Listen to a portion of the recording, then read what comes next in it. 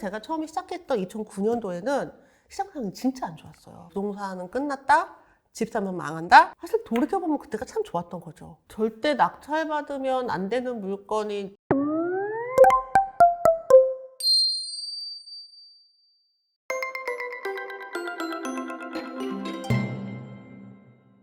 네, 이현정 작가님 모셨습니다. 안녕하세요. 안녕하세요. 반갑습니다. 네, 반갑습니다. 작가님 간단하게 소개 좀 부탁드립니다. 네, 불러주셔서 반갑습니다. 구독자 여러분, 처음 인사드립니다. 저는 이현정이라고 합니다. 지금 5번째 책, 오늘부터 1,000만 원으로 부동산 투자 시작. 이 책으로 인사드리게 됐습니다. 만나 뵙게 돼서 반갑습니다. 5권의 책이 그러면은 다 부동산 투자와 관련된 책이신가요? 4권은 부동산이고요. 오. 1권은 시간관리 책이에요. 그래서 첫 책이 2013년도에 나는 돈이 없어도 경매를 한다라고 첫 책이 나왔고요. 그 책이 당시로서는 굉장히 베스트셀러, 센세이션을 좀 일으켰어요. 그래서 네. 초보자들을 이제 경매로 이끌어낸 경매의 대중화를 이끈 책이다라고 하고요. 그 이후로 이제 돈 되는 경매다라는 거는 이제 상가 투자, 뭐 토지 투자에 대한 것들이었고, 그리고 부동산 경매 무작정 따라하기는 참고서 같은 책이에요. 그리고 4번째 책은 전보다 적게 일하고 많이 벌고 있습니다. 이 책은 시간을 어떻게 잘 써서 돈만 벌지 않았으면 좋겠다, 이런 이야기들이 있어요. 그래서 돈을 벌기 위해서 내 모든 시간을 다 쓰지 않는 여러 가지 방법들, 그런 이야기들이 들어있고요. 요번 책은 네. 사실 경매 책이면서도 다시 이제 베이직으로 돌아와서 제 입장에서는 다시 기초로 돌아온 책이고, 초보자분들이 경매뿐만 아니라 부동산 투자를 처음 시작하실 때 참고할 수 있는 내용들이 정말 많아요. 그리고 처음부터 끝까지 저희가 이제 둘째 아들을 이끄는 이야기들이 들어있어요. 그래서 저희 둘째 아들이 부동산 투자를 처음 시작을 하고 경매로 낙찰받고 임차인 드리고 했던 그 과정들로 이 이야기가 이루어져 있습니다. 이게 뭔가 그 스토리가 있다 보니까 확실히 읽으시는 분 입장에서는 약간 현실성 있게 다가오고 있고 그런 부분이 확실히 와닿겠네요. 대표님이 5권의 책을 내셨다고 하셨는데 네. 방금 그 제목을 들어보니까 대표님에게 약간 뭔가 이 성장 과정? 그런 것들이 그 책 제목에 잘 녹아나 있지 않나라고 맞아요. 생각이 드는데, 결과적으로 지금까지 잘 이렇게 투자를 하셔가지고 성공하신 그런 분이라는 게 느껴지는데, 그 3년 만에 무려 21채를 낙찰 받으셨다라고 얘기를 들었어요. 그렇다면 아무래도 저희가 좀 재테크 채널이다 보니까 현재 시점에서 이 부동산 자산 규모가 어느 정도 되는지 대략적으로 말씀해 주시면 좋을 것 같아요. 네. 21채까지 최대 이제 가지고 있었고요. 그 이후에는 다주택자들이 굉장히 불리한 적이 많았어요. 그렇죠. 그래서 주택은 이제 더 이상 늘리지 않고 많이 좀 매각을 한 상태고요. 상가 투자, 토지 투자를 하고 있고, 지금은 이제 역세권의 택지, 채비지 낙찰 받아서 빌라 건축을 준비하고 있어요. 신축. 네, 신축 빌라를 준비하고 있어요. 그래서 뭐 여러 가지 하고 있습니다. 말씀 들어보니까 정말 물론 지금 현재 주식시장이 안 좋긴, 지금 현재 부동산 시장이 안 좋긴 하더라도 여러 가지 투자 방법이 있네요. 부동산 시장이 안 좋다는 건 이제 최근에 취득하신 분들의 입장이고요. 이제 저희 같이 투자하는 분들의 입장에서는 좀 너무 올라서 좀 가라앉을 때도 된 것 같아요. 그래서 좋다 안 좋다, 이거는 부동산 시장이 항상 오르지는 않기 때문에 그렇죠. 내리거나 아니면 주춤한 타이밍이라서 지금 안 좋다라고 말씀을 하시는데, 투자를 하기에는 오히려 좋은 시기라고 볼 수도 있어요. 그러니까 특히 이제 경매로 투자를 할 때는 시세보다 저렴하게 낙찰을 받아야 되잖아요. 그렇죠. 근데 지금까지 낙찰가가 너무 높았던 거예요. 그래서 저는 너무 낙찰가 높았던 그 아주 핫한 시기에는 오히려 투자를 쉬었거든요. 지금은 이제 열심히 투자를 해야 되는 타이밍이 다시 온 거죠. 지금 같은 경우에는 최근에 뭐 기사 같은 걸 보면 뭐 미분양도 난다 그러고 또 어디 같은 경우에는 막 매도시 뚝뚝 떨어진다 그러고 그런 상황이 발생을 하면은 네. 경매 시장 같은 경우에는 온기가 돈다, 그런 식으로 말씀을 해주신 것 같은데 여기에 대해서 좀 구체적으로 더 말씀해 주시면 좋을 것 같습니다. 이게 이제 낙찰가라는 게 있어요. 감정가 대비 낙찰가. 그런데 부동산 시장이 너무 화랑일 때는 감정을 한 처음에 나온 가격보다 낙찰가가 더 높은 거예요. 왜냐면은 다다음 달에는 더 오를 거라는 기대 심리가 있으니까 낙찰가가 막 너무 고공행진을 가는 거죠. 그러면 저렴하게 취득을 한다는 거 자체가 안 되잖아요. 근데 지금은 그런 기대 심리가 확 사라졌어요. 그러니까 예전 같았으면은 당연히 신권에 낙찰됐을 만한 물건이 막 한 번 더 유찰되고 두 번 더 유찰되고, 그러니까 정말 아주 아름다운 가격에 낙찰이 되는 거죠. 아름다운 가격. 그럼 그 가격으로 낙찰을 했다면 지금 시장이 이제 주춤주춤하지만 거기까지 떨어지려면 정말 많이 떨어져야 되는 거거든요. 네네. 그러니까 그만큼 취득할 때부터 벌고 들어갈 수 있어요. 뭔가 약간 안전 마진을 확보한 데 있어서 참 맞아요. 좋은 시기다 볼 수 있겠네요. 맞아요. 근데 이제 막 오르는 시기에는 미래 가치까지 반영해서 낙찰을 받아야 되기 때문에 같이 뜰 수밖에 없는 거죠. 그 투자자 입장에서와 또 굉장히 좀 부동산 시장을 바라보는 관점이 좀 달라지는 것 같은데, 저는 기본적으로 부동산 시장은 항상 오를 수도 없고 항상 내릴 수도 없다는 것을 인지해야 된다고 생각을 해요. 오를 때 막 마냥 오를 것 같지만 사실 그런 건 세상에 아무 데도 없잖아요. 그렇죠. 떨어질 때도 마냥 떨어질 것 같지만 지금 주식 어때요? 지금 또 상당히 여전히. 안 좋죠. 안 좋습니다. 근데 마냥 떨어지는 건 또 세상에 없거든요. 그렇죠. 네. 그래서 그것만 알면 뭐 일희일비하지 않을 수 있지 않나라는 생각이에요. 알겠습니다. 그리고 이렇게 하락장이 현재 지금 발생을 하고 있는데, 이럴 때 위험한 건 집주인이 아니라 오히려 세입자다, 그런 말씀을 네. 하신 걸로 아는데, 이게 반대 아닌가요? 왜 그럴까요? 이거? 그게 네. 사실 요번에 이제 뭐 몇 가지 깡통 전세에 대한 대책들이 나오기도 했지만 이게 근본적인 대책이 아니거든요. 그러니까 근본적으로 법적으로 임차인들은 임차인의 의무를 다 해야 보호를 받는데 네. 거기에 막 허점들이 엄청 많아요. 아, 그 허점이라는 게 뭐 임차인이 언제 이 전입을 했던 상관없이 세금이 먼저 배당을 받아간다거나 이런 거거든요. 그러니까 임차인에서 가장 최악의 상황은 우리 집이 경매에 넘어가는 거잖아요. 그렇죠. 우리 집이 경매에 넘어가면 당연히 임차인의 보증금을 먼저 배당받아야 될 텐데 그거보다 먼저 배당받는 세금이 있단 말이에요. 그건 구조적으로 문제가 있는 거거든요.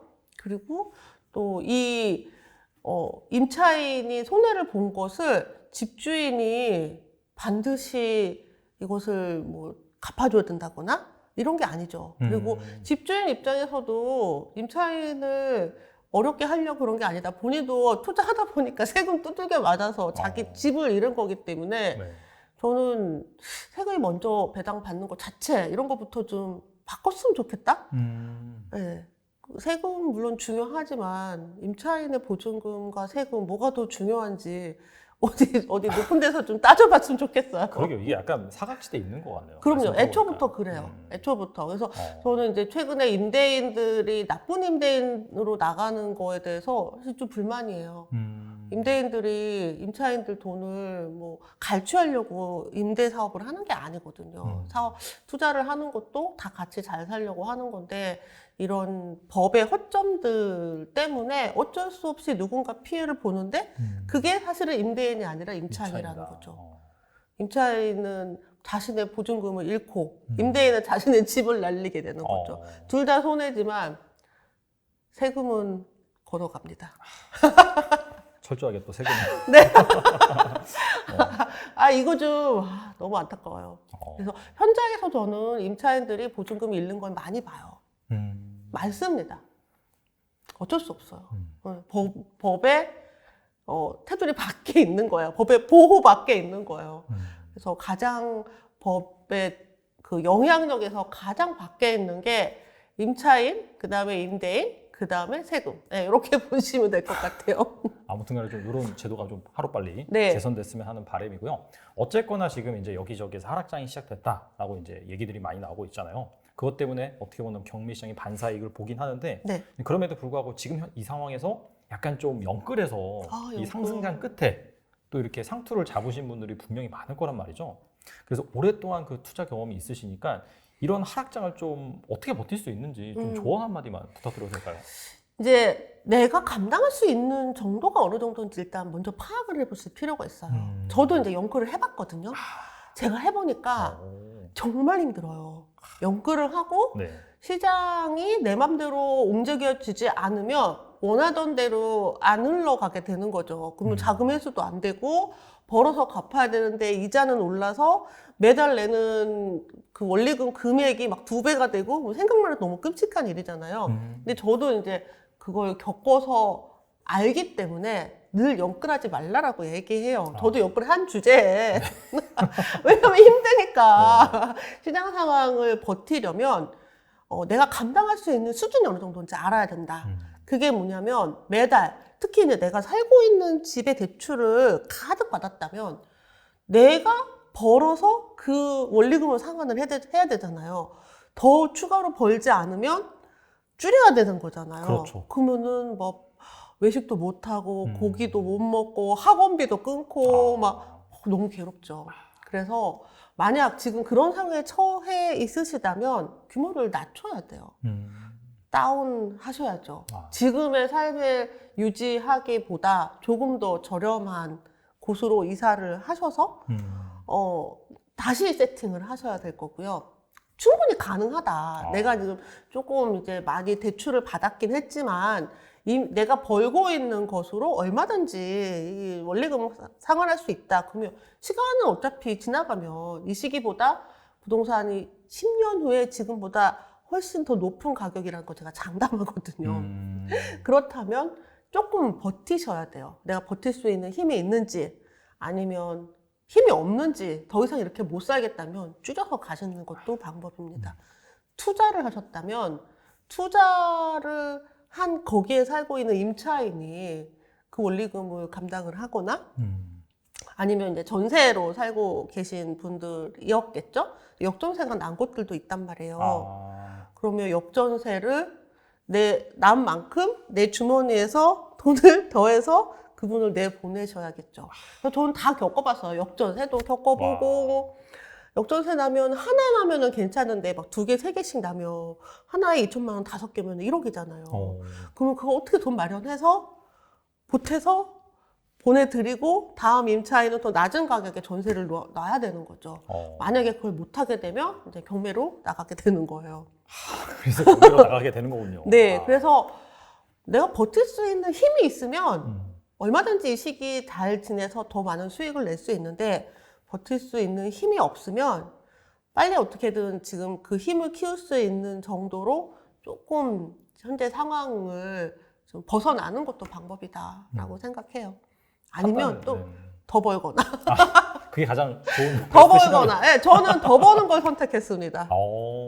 그래서 첫 집을 낙찰을 받았는데 그 낙찰 받고 제가 그 집에 이사를 들어갔어요. 왜냐면 원래 팔려고 했는데 잘못 받아갖고 안 팔리는 거예요. 이사를 들어갔어요. 그리고 그 집에서 내가 이제 내 집을 마련을 한 셈이잖아요. 어이없게. 네. 그래서 그 집에 이자를 갚아야 되잖아요. 그래서 그때부터 돈을 더 열심히 벌기 위해서 경매를 열심히 하게 된 거죠.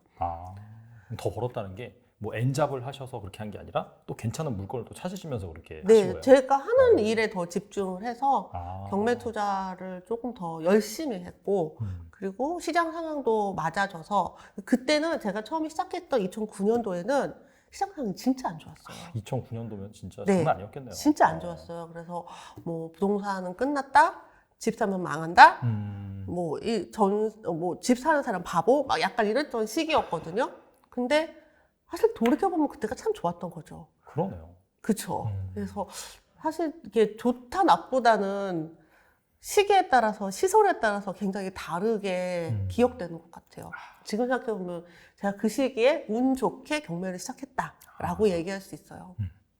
2009년 돌아보면 정말 투자하기 좋은 네. 그런 장이었는데 지금도 약간 점점 그런 시기로 가는 게 아닌가? 지금도 그렇죠. 네, 많이 다르지 않죠. 네. 그렇다면은 잘 들으시면 정말 또 한 번에 부자 될 기회를 여러분들이 잡을 수 있는 거니까 이제 본격적으로 이 경매 투자 관련해서 얘기를 나눠보도록 하겠습니다. 네. 그 입찰가를 쓰는 특별한 노하우가 있다고 들었는데 여기에 대해서 말씀해 주세요. 이게 이제 입찰가를 선정할 때 엄청 고민을 많이 하시죠. 그래서 저는 일단 최대가와 최소가를 먼저 정하라고 해요. 내가 쓸 수 있는 최대한의 값과 최소 이 정도 써야지 낙찰은 가능하겠다 하는 값이죠. 경매에서는 1등만 살아났고 2등부터 꼴등까지 다 똑같거든요. 아, 그러네요. 진짜. 근데 낙찰이 돼야 되는 거고 그 낙찰이 안 되면 아무 소용이 없어요. 그래서 어떤 사람은 계속 폐찰하는 사람이 있거든요. 근데 욕심이 많아서 그래요. 내 욕심을 좀 내려놓고 수익을 조금 덜 보면서 1등 할 수 있는 가격을 찾아야 되는데 이게 되게 어렵죠. 그래서 내가 쓸 수 있는 최대값이 얼마인가를 일단 고민을 해요. 낙찰을 꼭 받으려면 거기에다가 플러스 200만 원을 더 쓰는 거예요. 내가 쓸 수 있는 최대값이 다른 사람들도 똑같거든요. 그 시세라는 게 있기 때문에 시세와 또 수익을 낼 수 있는 금액, 그 금액을 다 비슷하게 정해요. 투자자들은 자기만의 그 어떤 기준이 조금씩은 다르겠지만 그래도 수익을 봐야 되니까. 그렇죠. 근데 거기에 딱 200만 원 더 쓰면 낙찰이 되더라고요. 궁금한 게 왜 하필 200만 원, 100만 원이 될 수도 있고 300만 원이 될 수도 있는데 왜 하필 200만 원이라고? 100만 원을 더 썼는데 낙찰이 안 된 적이 있었어요. 네, 300만 원 더 쓰면 좋죠. 근데 항상 제가 떨어질 때마다 한 180, 150 이런 차이로 떨어지는 거예요. 그래서 그다음부터 200을 더 쓰죠. 근데 제가 이제 이 얘기를 막 했잖아요. 네. 그다음부터는 250을 써야 될 것 같아요. 그렇긴 하네요. 왜냐면은 또 이제 점점 이제 물가가 오르고 하니까 돈의 가치는 떨어지니까 그 관점에서는 예전보다 약간 좀 그레이드가 올라갈 수도 있겠네요. 그 다른 사람들도 다 200 더 쓸 거 아니에요. 그러네. 저는 그거보다 조금 더 쓰면 또 낙찰이 되겠죠. 그래서 거의 한 2번에 한 번 정도는 낙찰을 받거든요. 뭐 높이 쓰는 사람은 아주 높이 쓰는 사람은 어쩔 수 없어요. 그 사람 거고. 근데 수익을 낼 수 있는 최대 금액은 다 비슷비슷하다. 그러니까 거기서 욕심을 조금만 더 내려놓으면 돼요. 그럼 낙찰됩니다. 알겠습니다. 일단 입찰가 쓰는 방법 잘 말씀해 주셨는데 그에 앞서서 선행돼야 되는 것이 좋은 물건 고르는 방법이잖아요. 네. 약간 좀 광범위하긴 한데 여기에 대한 노하우도 좀 말씀해 주시면 좋을 것 같아요. 물건이 뭐 누가 좋다고 해서 좋은 물건이 아니거든요. 그러니까 좋은 물건은 사실 다 알아요. 다 알잖아요. 네. 이 근처에 있는 물건 다 좋은 거잖아요. 맞아요. 강남이니까. 네, 강남에 있는 물건 누구나 다 알지만 가질 수 없죠. 그래서 저희 그러네요. 이제 아들이 물건 할 때 얘기를 하더라고요. 이제 돈이 없으니까 그 빌라를 하게 되는데 엄마 나도 아파트 하고 싶어요. 그러더라고요. 넌 돈 없잖아. 내가 가지고 있는 자금의 한도 내에서 가장 좋은 물건을 선택하라. 라고 제가 말씀을 드리거든요. 그리고 그 물건이 어떤 목적이냐에 따라서 많이 이야기가 달라져요. 내 집 마련을 하고자 한다면 네. 나의 기준에 맞는 물건이어야 되겠죠. 그렇죠. 그러니까 뭐 멀리 이사를 가지 않으려면 뭐 어쨌든 삶의 그런 어떤 영역이 있을 거 아니에요. 네. 아이들 학교도 그렇고 직장도 그렇고 그런 삶의 영역을 크게 벗어나지 않는 한도 내 지역이라는 어떤 이야기가 있을 거고 그리고 아까 말씀드린 원리금, 내가 감당할 수 있는 원리금 얼마인지 이것도 체크를 해 주셔야 되겠고요. 그래서 나한테 맞는 좋은 물건이 있고요. 또 그 외에 다른 사람들이 필요로 하는 좋은 물건이 있어요. 이게 달라요. 그러니까 뭐 시세 차익을 원한다거나 월세 수익을 원한다면 임차인들이 원하는 물건이어야 되겠죠. 그리고 전세를 많이 들어오는 물건이 있고 월세를 또 많이 선호하는 물건이 있고 이렇단 말이에요. 그러니까 내가 이 물건을 이 투자를 지금 하는 이 부동산 투자를 어떤 목적으로 하느냐에 따라서 좋은 물건이 달라지는 거죠. 그래서 내 집 마련이라면 나를 기준으로 보지만 내 집이 아니라 투자용이라면 절대 나를 기준으로 보면 안 돼요. 자꾸 막 여기는 뭐 현관이 어두워요. 뭐 주변에 뭐 소란스러운 뭐가 있어요. 근데 그거 좋아하는 사람도 있거든요. 현관 어두운 거 개의치 않는 사람들도 있거든요. 그러네요, 진짜. 그래서 내 기준으로 보시지 마시고 내가 원하는 그 임차인이 과연 어떤 집을 원하는지를 체크를 하시면 될 것 같아요. 사실 말씀하신 것처럼 그냥 좋은 물건은 딱 봐도 티가 나는 거고 네, 여기 있는 거 사면 돼요. 이 동네 아무거나 괜찮아요. 자기가 가지고 있는 그런 자본, 뭐 가용할 수 있는 그런 금액 네. 그런 거 플러스 내가 이제 살 건지 네. 거주 목적인지 아니면 투자 목적인지 네, 이런 완전히 거에 따라서 다르죠. 이렇게 약간 좁혀가면서 좋은 물건을 고르면 된다. 맞아요. 그렇게 맞아요. 알 수 있겠네요. 맞아요. 알겠습니다. 그리고 경매에서 또 중요한 것이 권리 분석이잖아요. 네. 그럼 권리 분석을 한다면은 무엇을 좀 봐야 되는지 말씀해 주시면 좋을 것 같습니다. 이게 권리 분석이라는 게 사실 뭐 법률 용어도 아니고 경매를 하면서 투자자들이 그냥 늘 쓰는 얘기예요. 권리를 분석해야 되니까 권리 분석인데 이제 경매를 통하면 이 집에 딸린 모든 빚들이 사라져요. 소멸이라 그러거든요. 그러니까 어떤 집은 집이 1억짜리 집인데 빚이 10억이 딸린 집들도 있어요. 근저당이 아니라 뭔가 신용보증기금이나 뭐 사업하다가 압류를 당했다거나 이럴 수도 있잖아요. 그런데 이 모든 채권들을 우리가 권리라고 하는데 이 권리들이 사라진단 말이죠. 그래서 경매를 통하면 집에 딸린 빚이 다 사라지면서 새로 태어나는 거죠. 그래서 낙찰을 받는 사람은 그 모든 빚을 갖고 오는 게 아니라 다 소멸시키고 갖고 오는 거예요. 요거를 판단하는 게 권리 분석이에요. 근데 요거를 판단하기 위해서는 제가 지금 뭐 몇 가지 소멸, 뭐 약간의 법률 용어들을 썼잖아요. 요런 법률 용어들이 들어간 것들을 이해할 수 있어야 돼요. 그래서 서류들을 보는데 보통 등기부 등본을 보고요. 또 법원에서 힌트를 주는 매각물권 명세서라는 이런 서류들이 있어요. 이걸 보고 이 집에 딸린 권리가 사라지는구나 아니면 안 사라지고 나한테 따라오는구나를 판단을 하고요. 또 중요한 게 여기에 임차인이 살고 있잖아요. 그렇죠. 임차인이 살고 있으면 임차인은 사실 막강한 권리를 갖고 있거든요. 본인이 그 지위를 잘 획득을 했다면 되게 간단한 건데 전입만 하면 돼요. 전입을 남들보다 먼저 전입을 했으면 이런 사람을 우리가 선순위 임차인이라고 해서 이런 선순위 임차인들은 자신의 보증금을 혹시 법원에서 배당 못 받게 되면 낙찰자한테 달라고 할 수도 있거든요. 그럼 막강한 권리가 있는 사람이 있는지 이걸 판단을 하는 거죠. 그래서 권리 분석은 이 집의 위험이 뭔지, 그 위험을 내가 감당할 수 있는지, 내가 해결 가능한지 요거를 판단하는 게 권리 분석이에요. 요게 이제 지금 말로 하면 되게 어려워 보이지만 저 이해 잘 되긴 했어요. 그래요? 다행이네요.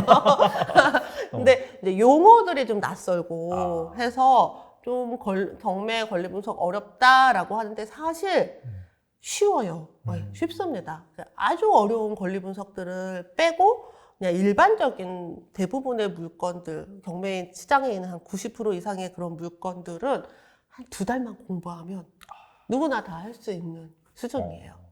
핵심이 이제 여기에서 정말 무언가가 권리를 주장할 수 있는 네. 이를테면 아까 말씀하신 것처럼 뭐 10억이 다 소멸될 수도 있고 그 중에서 일부는 소멸 안 될 수도 그걸 있고 따라올 수도 특히나 있고. 선순위 네. 임차인 같은 경우에는 그걸 좀 줘야 될 수도 있잖아요. 맞아요. 그런 부분을 잘 체크하는 좀 리스크를 잘 보는 그런 관점이라고 생각하면 미리 되겠네요. 혹시 예습하셨어요? 아니요. 아우.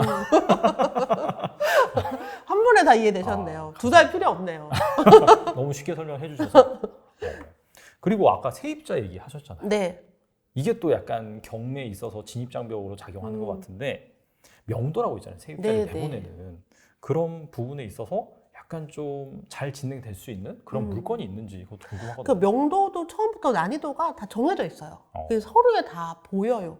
그래서 그 난이도를 선택하는 거거든요. 그래서 명도를 당하는 사람들은 집주인이거나 아니면 임차인이거나 둘 중에 하나예요. 그죠? 집주인 아니면 임차인이잖아요. 네. 이 집주인이라면 사실 그 집에서 머물 수 있는 권리가 없죠.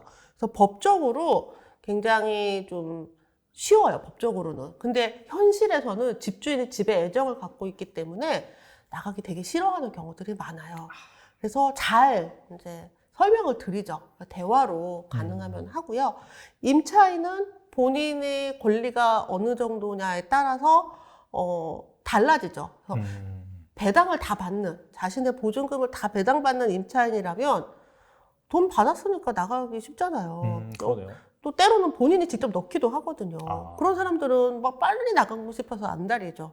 명도가 너무 쉬워요. 근데 본인의 배당금을 조금밖에 못 받거나 아예 못 받는 임차인들도 많아요. 아까 말씀드렸잖아요. 제일 약한 임차인들, 자신의 권리 지위에 갖지 못한 임차인들이 많거든요. 그분들은 이제 명도 저항을 할 수도 있죠. 그런데 이제 사실 소액 임차인들이 그렇게 명도 저항이 심하지가 않아요. 보증금이 적은 분들, 이런 분들이 상황을 다 아세요. 내가 못 받는다는 걸. 그래서 생각보다 명도 저항이 쉽지 않아요. 명도 저항이 많지 않아요. 어. 명도가 진짜 어려운 사람들은 누구냐면 진짜 약한 사람들이에요. 그러니까 약하다는 건 진짜 힘이 없는 노인이나 어린아이 혹은 뭐 장애인, 병자 이런 분들 있죠. 네네. 몸을 운신 잘 못하시는 분들이 정말 거기에 계시다면 이 명도하기 진짜 힘들어요.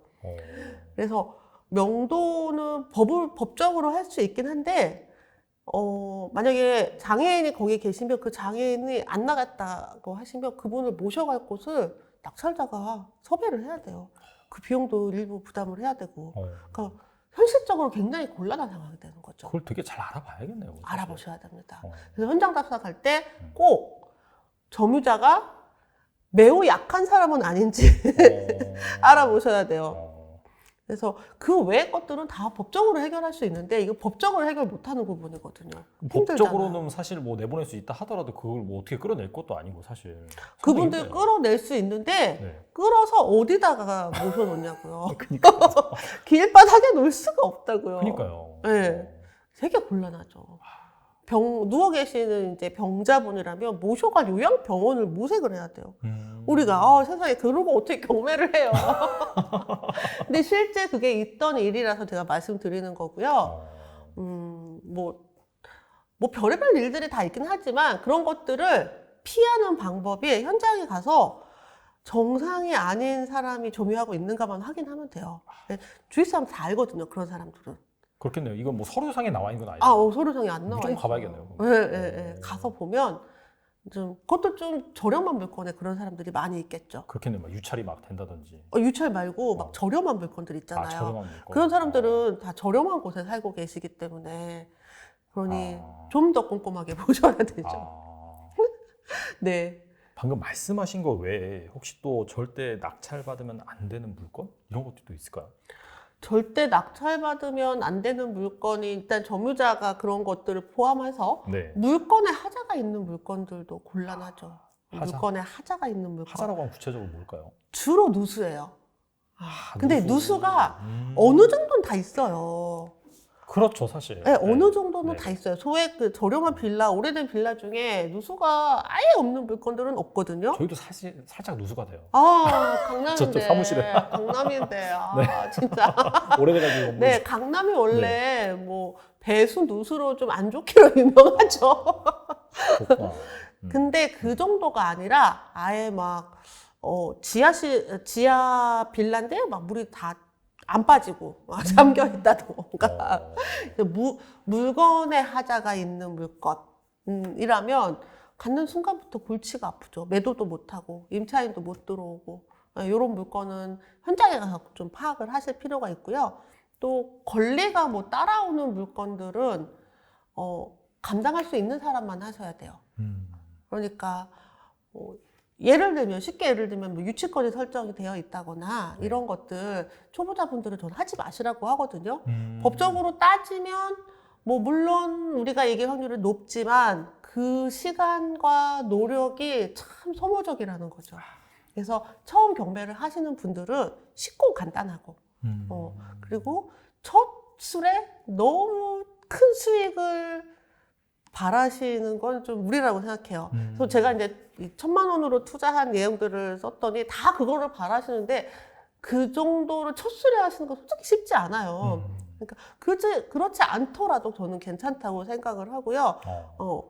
꼭 하지 않아도 될 게 아니라면 전 다 해도 된다고 생각을 해요.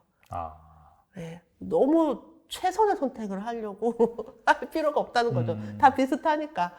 절대 받아서는 안 되는 이런 몇 가지들만 빼고는 괜찮다라고 생각합니다. 사실 어느 정도 시행착오를 겪어봐야지 또 네, 길게 경험으로. 투자 봤을 때는 또 좋은 경험이 될 수 있으니까. 네, 자꾸 이제 안 되는 이유만 찾으시는 분들이 계셔서 제가 말씀드리고 싶었어요.